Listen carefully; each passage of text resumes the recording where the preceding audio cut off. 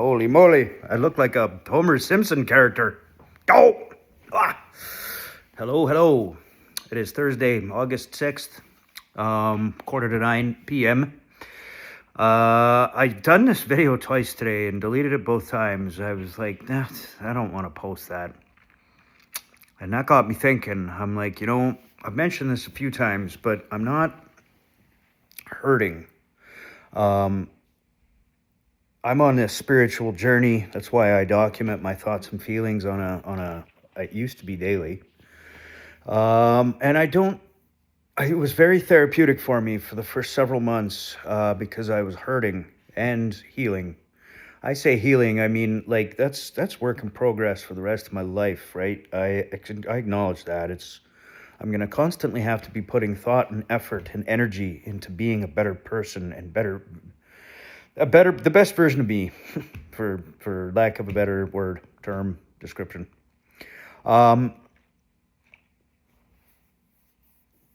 that means a lot of things to a lot of people, but to me, it means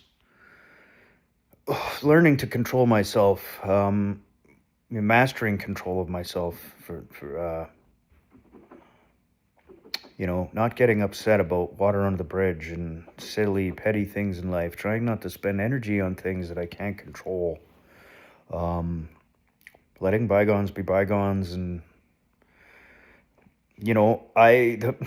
the best way I can describe it, and I'm going to give an example of that right away, but, with sobriety, and I hate using that fucking term, man, because I've been clean-ish for almost a year.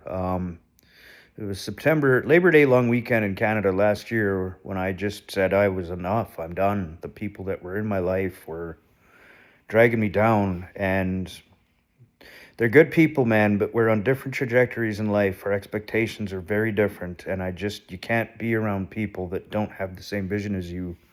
And that was the case. So I cut ties with almost everybody in my social life, with the exception of my brother from another mother and my parents, my sister, and one or two other people that I see on occasion. Excuse me. But the objective was obvious. Just, start laying down the path for my destiny, where I want to go in life. And that included cutting people out. Where was I going with this? Shoot. Long story short, I was battling a demon with sobriety. And I hate using sobriety because I've slipped. I don't want to call it relapse because it was a one-night thing, and I shook my head and woke up and was like, fuck, that was stupid. Why did I do that? And you learn about yourself each time you pick yourself up and don't repeat the pattern immediately. I've relapsed in the past with alcohol and drugs, and I've done that about, 10 times over the last 30 years, and never lasted for as long as I've lasted now, which is almost a year. So I still win. But anyway, so in that respect, I'm healing, and I always will be, but hurting because of multiple things. There was some heartbreak, disappointment that I had put energy into a person that I probably shouldn't have, a woman. And that is my fault, man. She was just living her life, and I put expectations on someone I shouldn't have, and I think that's an example of codependency. I'm not sure. I didn't even know what that was until I started watching other YouTube videos, but that's one of those lessons in life, So that's what I mean by healing. I'm always going to be healing, but I'm no longer hurting. My trigger was caused by, again, a woman, and I've seen her twice in the last 2 days at the gym and then the grocery store. I was like, holy God, the universe is shitting in my mouth. It's testing me. And you know what? I don't care. I hope she's not interpreting my absence as ignorance or rude, but I don't want her in my life at all because it's just easier that way, and it's unfortunate. But she made decisions and is moving forward with her life, and I am too, and it doesn't include her. And I think both of us probably understand that, but I'm not going to talk to her and ask her that, so I have to just accept it, and it is what it is. So, um, but that made me realize today, and I seen her the other week too at the gym.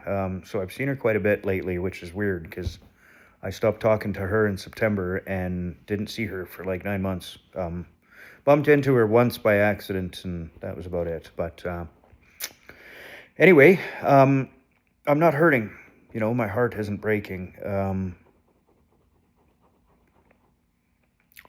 And I don't feel like I need to dump my feelings on the internet as much as I was doing, I guess, is what I'm getting at. And while it was helpful, now I'm kind of leaning towards growth opportunities. And I still want to do this not for healing purposes, but to just document my mind and where I am.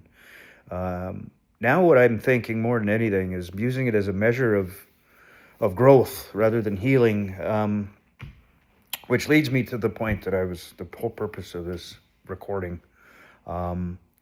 Today, I went and got fire extinguishers. I've had a couple of them in my backyard for years. When I bought the house, every fucking room had a fire extinguisher, a big 5-liter one. I was like, man, that's kind of concerning. What are you so worried about? So I had them all in the backyard, and I'm trying to rip my deck apart, and I got rid of them. So I went to this place called Fire Extinguisher Services, and I walked in there, and I thought I'd be able to exchange all three of them, excuse me, and have them recharged for a $40 fee. And I couldn't. They were old and they were expired, so they were garbage. And anyway, I ended up just buying a standard 5-liter. And the woman there was very bubbly. She was very polite and very accommodating. And there was this packet of tickets for a lottery type thing for sick children to go to Disneyland. It was a $5 ticket, and I said, can I take one of these too? And she said, yes, of course. So I started putting my name on it, and I went to pay with the credit card, and she said, no, you've got to buy those. And I was like, oh no, I don't have cash. I don't carry cash. I've got $1 in my truck for my shopping cart, and that's it. And, she was so kind and accommodating. She said she'd buy me the ticket, and she's told me about how she was going to volunteer for doing that. And, I said, you should, I mean, I don't typically do donations and stuff, but, something about sick kids, they're sort of like animals, man. They just tug at your heartstrings, and they're not here for a long time, so try and make it a good time, That's sort of how I rationalize it. But anyway, so I didn't have the money, and I already signed the ticket, so she actually found the money and bought me the ticket, and I thought that was just the sweetest gesture. And she, anyway, as I was just kind of signing off on that and paying my bill for the fire extinguisher, I told her that if I won, I'd split it with her. And she rebutted very quickly and said, no, don't be silly. If you win, it's yours. Just give me $1,000. And I chuckled, and I kind of left the store, because I say that all the time to the kiosk ladies. When I buy lottery tickets, I'll always say, if I win, I'll give you half. And give me the winning ticket, and I'll give you half. And they kind of look at me in jest, and we go our separate ways. That's just the way I like to be, kind of cheeky or teasy. Teasy? Not even a word. Teasy. Sounds like cheesy. I like to be teasy with those girls, and sometimes guys. And I don't think if I won the lottery, I'd give them half, because like 10 million is a lot of money. But this ticket was only 15 grand or 15 G's, and all the way home, man, my nervous system was telling me, like, you idiot. Like, now the universe is going to test you.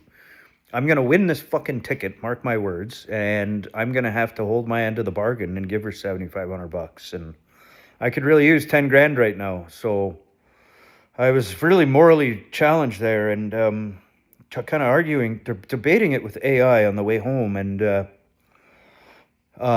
it assured me that morally the thing that I'm committed to is her terms that she redefined right before departure, that I have to give her $1,000, which is totally reasonable. If I won 15, I'd give her $1,000, no problem. But that right there was an example of my self-improvement, no longer hurting always be healing, but now it's also more about growth documentation, and that I I want to go through life with conviction and living intentful.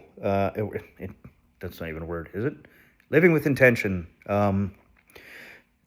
I want people to understand that my word matches my actions. You know, I don't. If I say something, like, I don't want to let you down. I want to, and I think that was always in me, and I went against that in childhood because of, I don't know, rebellious forces. Um, and it never made me feel good. You know, it's sort of like stealing.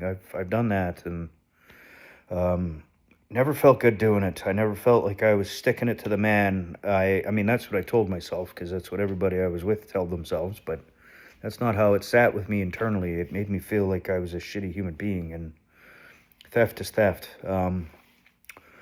So these are things that I'm working on. I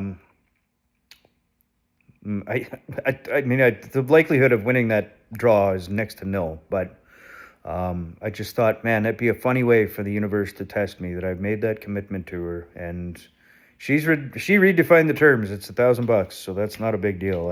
I'd give her $1,000, and here's to hoping I win. So anyway, I'm sad enough. As always, if you're watching, I see you, I feel you, appreciate your attention and eyeballs. Tomorrow's Friday, TGIF. All right, make the most of it and stay safe and happy, and chat soon. Bye.